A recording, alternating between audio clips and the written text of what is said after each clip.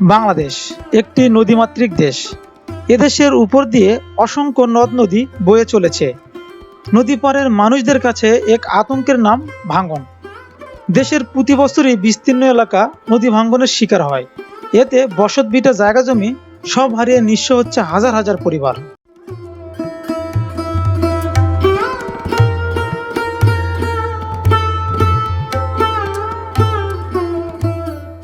তারা উৎসু করছে তাগের বাইত নিয়ে যাই, নিয়ে যা তার বাড়িতে আশ্রয় নিয়ে থাকি। আচ্ছা আচ্ছা, খাওয়া দাওয়া খাওয়া দাওয়া চাল টাইল পাল্লে আরি টাইরি নিয়ে যাই ওখানে। ওইখানেই খাওয়া দাওয়া সবকিছু? হ্যাঁ, আইসে আইসে এই নিয়ে যাই, পানি ভেঙে ভেঙে আসি মানজাত। চাষাবাদ তো করবো, দেরি আছে, আশ্বিন মাসের শেষ মেহা। কি কি চাষ হয় এখানে? এখানে মরিচের চাল হয়, তাদের ভুট্টাও হয়, তারপর চীনা কাউন করে কিছু, আবার ফের মনে করেন ইরি ধান করে।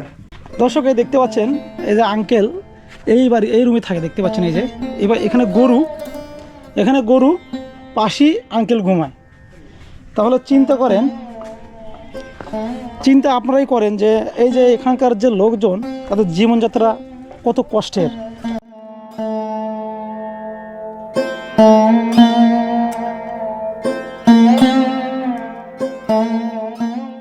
অভিনন্দন দর্শক, গাইবান্ধার বালাসীঘাটের দ্বিতীয় পর্বে। গত পর্বে আমরা বালাসীঘাটের ইতিহাস এবং নৈসর্গিক দৃশ্যগুলো দেখিয়েছি। আজকে বালাসীঘাট থেকে নৌকা করে নদী পার হয়ে গুপ্তমণি চরে যাব। সেখানকার মানুষের দুঃখ কষ্ট এবং বর্তমান অবস্থা আপনাদের মাঝে তুলে ধরব। আপনি যদি আমাদের চ্যানেলে নতুন হয়ে থাকেন তাহলে চ্যানেলটি এখনই সাবস্ক্রাইব করবেন। আর যদি চ্যানেলটি সাবস্ক্রাইব করে থাকেন তাহলে আপনাদেরকে জানাই অসংখ্য ধন্যবাদ। অনেক সিস্টেমে আছে, কেউ মনে করেন যে রিজার্ভ নিয়ে যায়, কেউ ওই চরে যায়, অনেক মানে সবকিছু সিস্টেম মিলিয়ে নৌকা চলে আর কি। আমি যদি এই পাশ থেকে ওই চরে যাব, চরে রেখে আসবেন, মানে রেখে আসবেন আবার নিয়েও আসবেন। আসবেন। হ্যাঁ, সেই ক্ষেত্রে আপনার কত টাকা দেওয়া লাগবে? মনে করেন যে আপনি ওই চরে যান, লোক বেশি হলে তাহলে মনে করেন যে ভাড়া একটু কমবে, আর যদি 2-3 জন যায় তাহলে ভাড়া বাড়বে। সেক্ষেত্রে আপনাকে কত টাকা চার্জ করতে হবে, কত টাকা দেওয়া লাগবে? আর ঘন্টা হিসাবে তো ঘুরে, ঘন্টায় 500 টাকা করে। বালাসীঘাট থেকে গুপ্তমণি চরে যেতে হলে নৌকা করে নদী পার হতে হয়। এখানে নৌকা দুইভাবে পাওয়া যায়। রিজার্ভ নিলে ঘন্টা প্রতি 500 টাকা, আর যাত্রীবাহী নৌকায় গেলে জন প্রতি 20 টাকা করে দিতে হয়।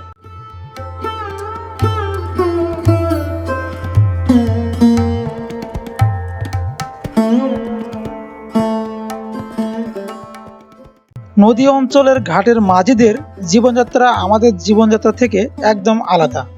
যেমন তারা নদীতে গোসল করে, নৌকায় রান্নাবান্না, খাওয়া দাওয়া, এমনকি নামাজ কালামও এই নৌকায় সেরে নেয়।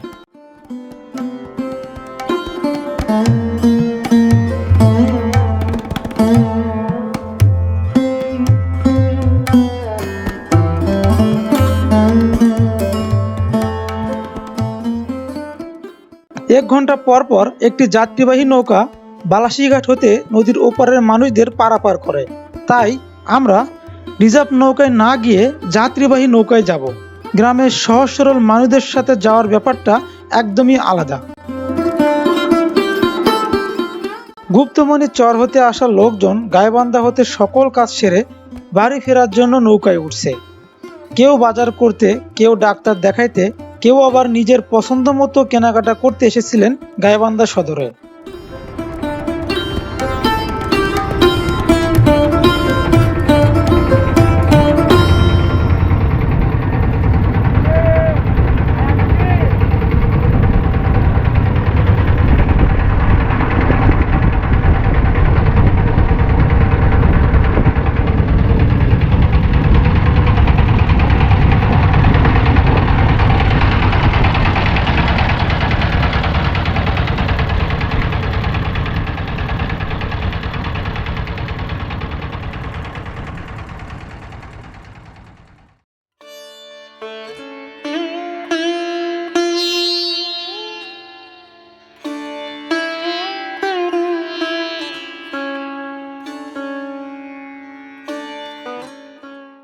আষাঢ় ও শ্রাবণ মাসে নদীতে পানি বেড়ে যায়।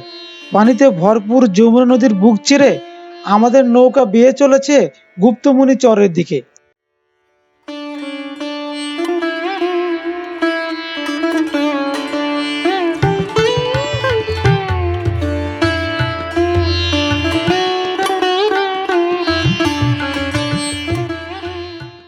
গুপ্তমণি চরের সহজ সরল মানুষ এবং নৌকায় বসে খেলা করা ছোট্ট বাচ্চাটিকে দেখে আমার কাছে অনেক ভালোই লাগছে।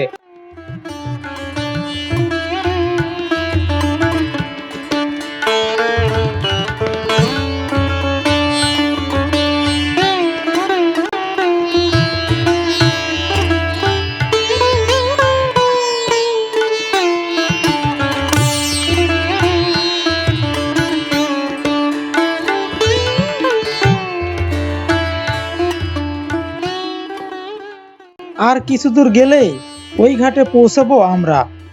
ঘাট হতে গুপ্তমণি চরের দূরত্ব প্রায় 1.5 কিলোমিটার। চরের উপর দিয়ে পায়ে হেঁটে 1.5 কিলোমিটার পথ যাওয়া আসলে অনেক কষ্টকর। নদীর কূলে পানি কম থাকায় নৌকার তলা মাটিতে আটকে যায়, যার ফলে মাঝি আমাদের এক হাঁটু পানিতেই নামিয়ে দেয়।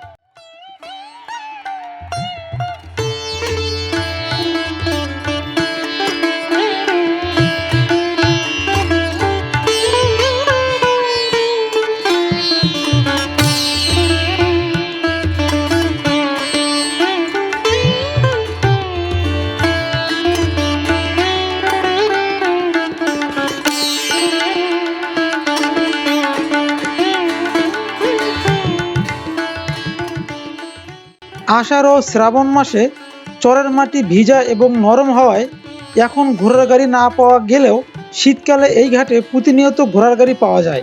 যদিও আমরা দেখতে পাচ্ছি একটি ভাই ঘোড়ার গাড়িতে বাঁশ উঠাচ্ছে। অল্প পরিমাণে কিছু মালামাল পরিবহনের জন্য এখনো 2-1টি ঘোড়ার গাড়ি দেখা যায়।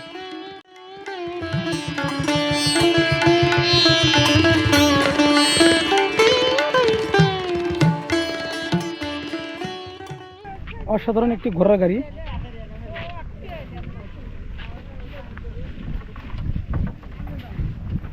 এই ভাই হচ্ছে বাসগুলো ঘোড়া গাড়িতে উঠেছে। এখন এই যে পাশে একটি ঘোড়া দেখতে পাচ্ছেন আপনারা।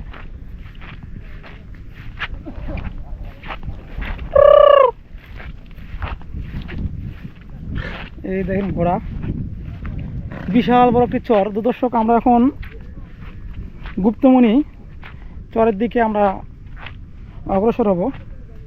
দেখতে পাচ্ছেন চারিদিকে বিশাল বড় একটি চর। আবুল, কেমন লাগছে তোমার? খুব ভালো। তাই এখানে কখনো আসছো? আসছিলাম বহুদিন, না হলে 3-4 বছর হবে। তাই তো চলো দেখি আমরা এই চরের দিকে যাই, দেখি চরের মানুষের জীবনযাত্রা তুলে ধরবো। দর্শক, আজকের এই ভিডিওটিতে আমরা গুপ্তমণি চরের যে মানুষের জীবনযাত্রা এগুলো আপনাদের মাঝে তুলে ধরবো। তো আপনারা ভিডিওটি স্কিপ না করে প্রথম থেকে শেষ পর্যন্ত দেখতে থাকুন।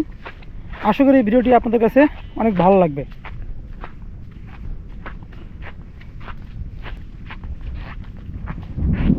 দেখতে পাচ্ছেন এলে তো পানি ওঠে ভালোই। এখানে পানি যখন বেশি পানি ওঠে তখন এগুলো তো ডুবে যায়, বাড়িঘর ডুবে যায়। তো কত গান উঠছিল? এই যে দেখতে পাচ্ছেন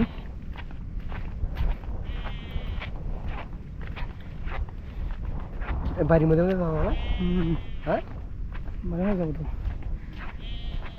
এখানে বিশাল বড় একটি গ্রাম রয়েছে। এই পাশে আমি কিছু বাড়িঘর দেখতে পাচ্ছি, আবার এখানে কিছু বাড়িঘর আছে।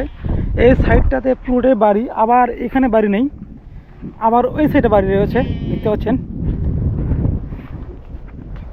তো আজকে আপনাদেরকে পুরোটাই ঘুরিয়ে দেখা সম্ভব না। তো আজকে আমরা এই গ্রামটিতে যাব। আর আমি এর আগেও দর্শক আসছিলাম ঘুরতে, যদিও সে সময় ভিডিও করা হয়নি। এখানে একটা স্কুল আছে। দর্শক, আমরা দীর্ঘ সময় হেঁটে অনেক পথ হেঁটে আমরা চলে আসলাম এই কাঙ্ক্ষিত গুপ্তমণি চরে। দেখতে পাচ্ছেন এই যে বাড়িঘর। আমরা বিশাল পথ পাড়ি দিয়ে অবশেষে আমরা এই যে গুপ্তমণি গ্রামে চলে আসলাম। আপনারা দেখতে পাচ্ছেন এটি গুপ্তমণি চর।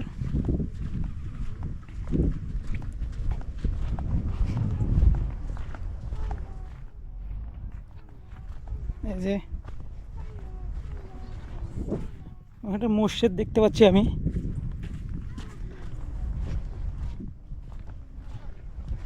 এই যে দেখতে পাচ্ছেন এখানে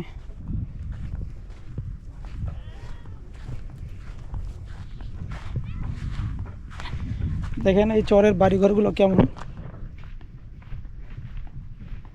এই যে দেখতে পাচ্ছেন কেউ নেই বাড়িতে। এই যে জাল রাখা হয়েছে, এই যে এই জালগুলি দিয়ে এই যে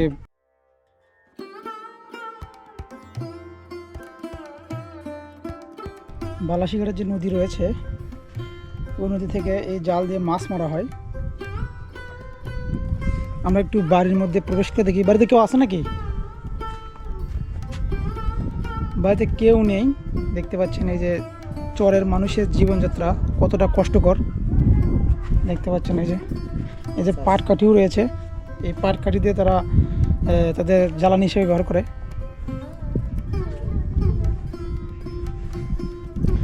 দর্শক, এক কথা বলতে গেলে যে এই যে গুপ্তমণি চরের যে মানুষের জীবনযাত্রা তা এখন থেকে অনেক কষ্টের। গরু রয়েছে, এই যে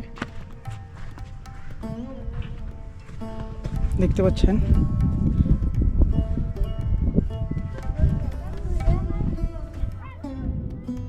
এই দেখতে পাচ্ছেন এই তো আমরা একটা ছেলেকে দেখতে পাচ্ছি, তো ওর সঙ্গে কথা বলবো।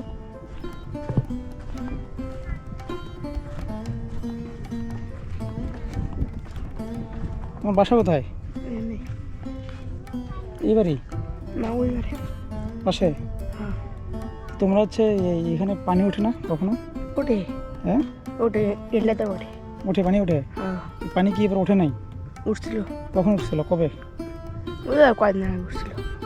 তোমরা বাজার কোথায় থেকে করো? বাজার বালাসি। বালাসীঘাটে যাওয়া লাগে বাজার করার জন্য? হ্যাঁ এমনিতে এগুলো তো চাষবাদ করো না? করে, হুম, করে। কী চাষ করো? কী কী চাষ করো এগুলোতে? ভুট্টা করে, মরিচ করে, ভুট্টা, মরিচ। পাট করে, বাদাম করে। পড়ালেখা করো? করি। কোন ক্লাসে? ক্লাস 4। তোমাদের স্কুল কোথায়? দক্ষিণে স্কুলের নাম কি? বেরাক। বিরাট।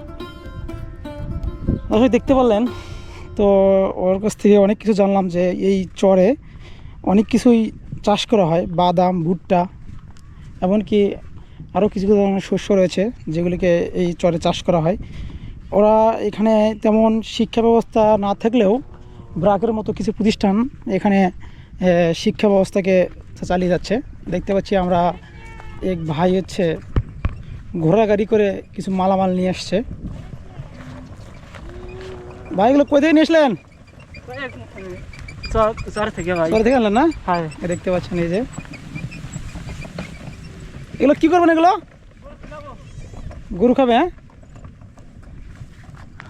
দর্শক দেখতে পারলেন তো আমরা সামনে একটা মসজিদ দেখছি অনেক সুন্দর। আপনারা আমাদের সঙ্গে থাকেন। বা একটা বিভৎস অবস্থায় একটা ট্রাক্টরের বডি, মনে হয় এটির কোনো ওয়ারিশ নেই।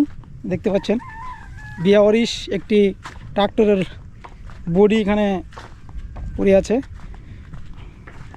এই দেখতে পাচ্ছেন, বাহ বাহ বাহ। নিচে আবার কুকুর মামা শুয়ে আছে, এই দেখতে পাচ্ছেন।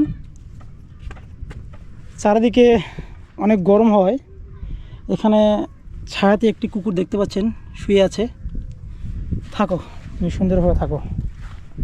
দর্শক দেখতে পাচ্ছেন তো আমরা সামনের দিকে এখন অগ্রসর হব। তো এখানকার জীবনযাত্রা আসলে মানুষের জীবনযাত্রা অনেক কষ্টের, তবুও তারা অনেক কষ্টের মধ্যে দিয়ে তাদের জীবনের সংগ্রাম তারা চালিয়ে যাচ্ছে। এই দেখতে পাচ্ছেন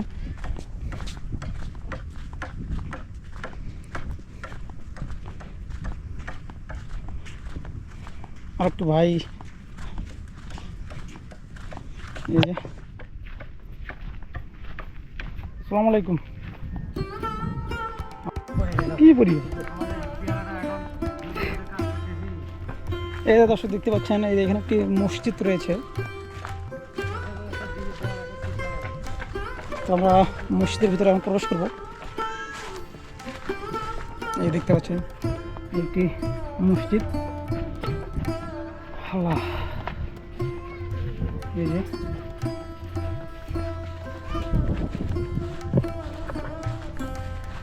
এই যে দেখতে পাচ্ছেন হয়তো এই মসজিদে 5 ওয়াক্ত নামাজই পড়া হয়।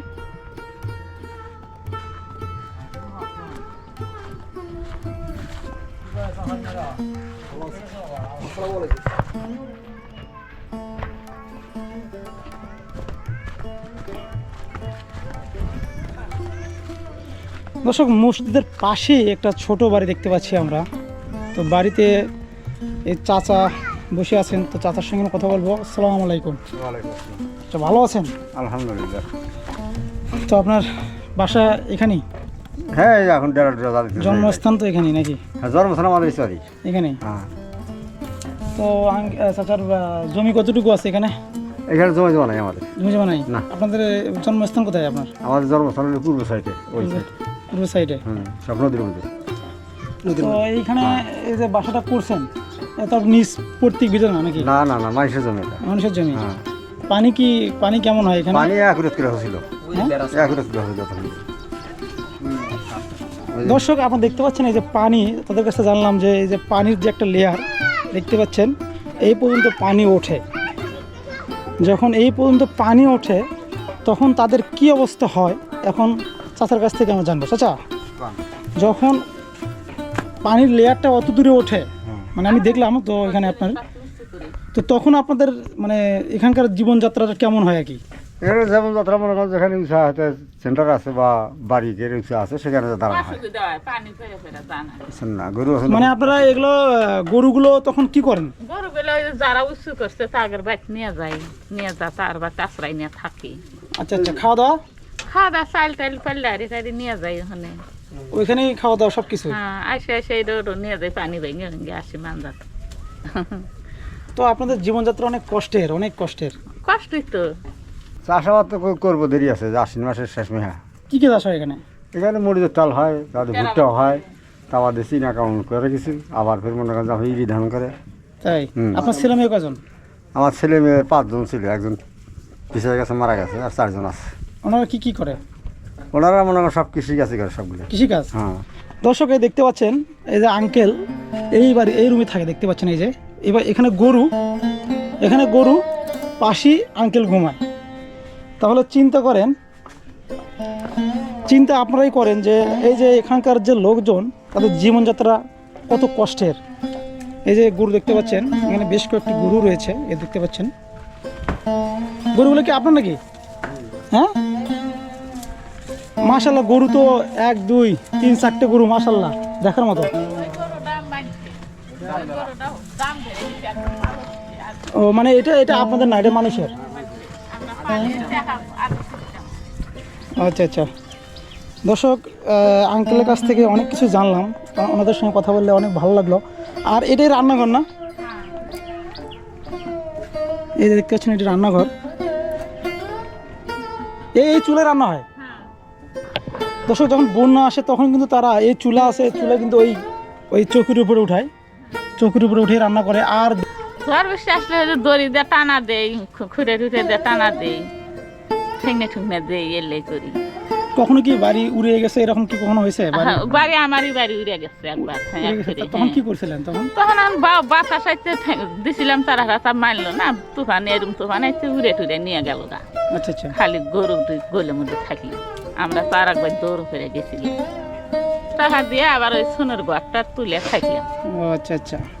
দর্শক, এই যে দেখলেন আপনারা, এই গরুর পাশে এটাকে আপনার কি বলেন?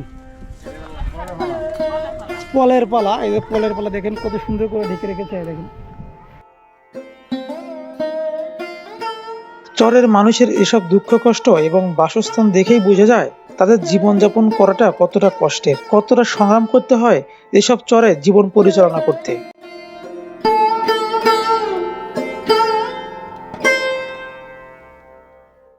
দর্শক, ভিডিওটির দৈর্ঘ্য বড় হয়, আজকের মতো এই পর্যন্তই। গুপ্তমণি চরের স্কুল এবং চরের মানুষদের গরুর পালের দৃশ্য সম্মিলিত তৃতীয় আরেকটি পর্ব নিয়ে আপনাদের সামনে হাজির হব। এজন্য দর্শক, তৃতীয় পর্বটি আসার আগ পর্যন্ত আপনারা সুস্থ থাকুন, ভালো থাকুন। আল্লাহ হাফেজ।